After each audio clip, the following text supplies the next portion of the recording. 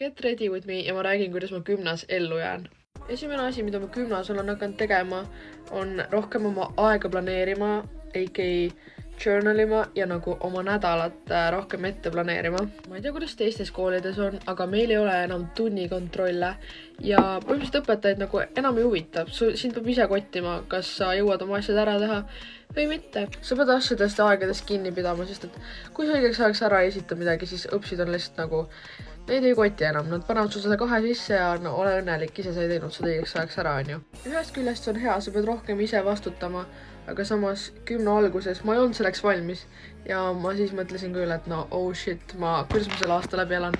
Teiseks on puhkamine ja magamine, no ilmselt kõik peaks seda teadma, aga sellest ei räägita reaalselt enough. See estonglish, aga nagu 8 tundi at least iga öö magama.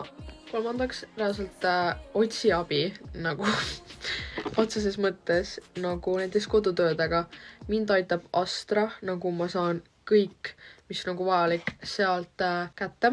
Ilmselt mõndadel inimestel on ChatGPT-ga sama asi, aga Astra on rast poole parem ja inimesed vist ei saa sellest ikka veel aru.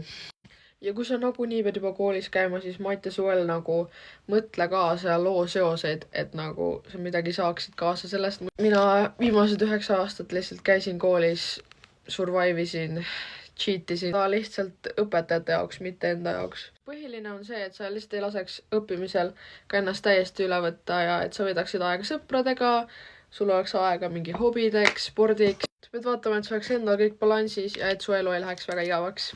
Kui teil on ka mingid nippe, mida jagada, siis go ahead.